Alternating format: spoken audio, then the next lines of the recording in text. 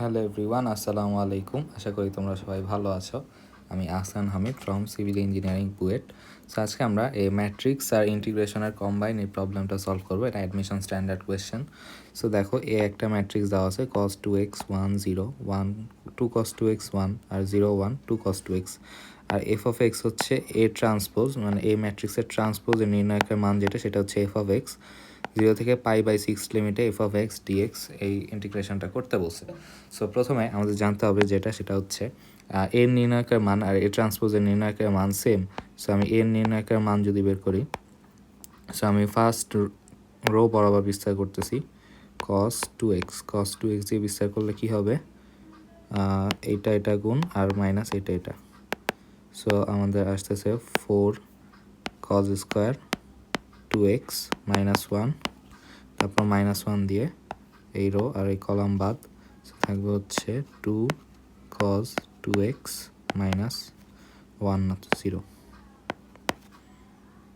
So এটা আমাদের আসতেছে, যদি গুণ করি 4 cos cube 2x cos 2x -2 cos 2x।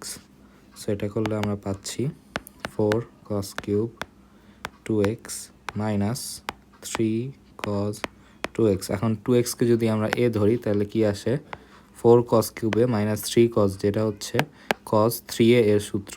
তাহলে এর জায়গায় কি আছে, এর জায়গায় আছে 2x, তাহলে cos 3 × 2 কত হবে 6x। তাহলে আমাদের এখন বলছে যে 0 থেকে, তাহলে কি এফ অফ এক্স, আমরা এটা লিখি যে এ ট্রান্সপোজ আর এ নির্ণায়ক দুইটা সেম, সেটা হচ্ছে cos 6x। এটা হচ্ছে আমাদের এফ অফ এক্স এর সমান। সো আমাদের এখন ইন্টিগ্রেশন করতে বলছে 0 থেকে π/6 cos 6x dx। সেটা আমাদের কি হবে, cosকে ইন্টিগ্রেট করলে হবে sin 6x/6, লিমিট হচ্ছে 0 থেকে π/6। সো 1/6 আমরা বাইরে নিয়ে আসি। sin π/6 বসাইলে এই 6 আর π/6 এর নিচে 6 কাটা যাবে, sin π এর মান হচ্ছে 0, আর এরপর যদি 0 বসাই sin 0 এর মানও 0। তার মানে কি, তার মানে আমাদের অ্যান্সার চলে আসবে 0।